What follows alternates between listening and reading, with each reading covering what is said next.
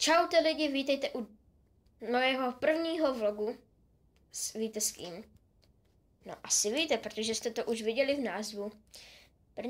První vlog s Adamem, neboli Komprin 10.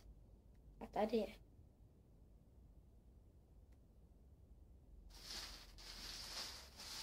Kurva!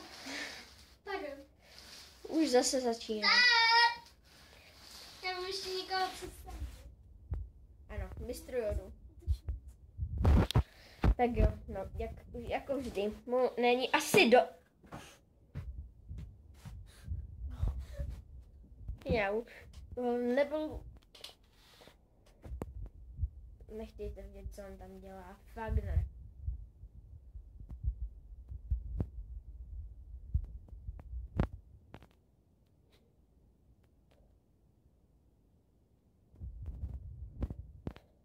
Ten medvěd mě provokuje.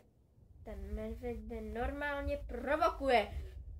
No, já to chtěl jsem vám jenom ukázat, do jaké chodíme třídy, jak jsme staří.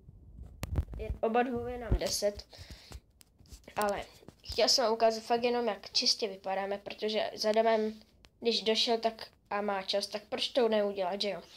Takže, tak jo. Myslím, že to všechno, tak ahoj.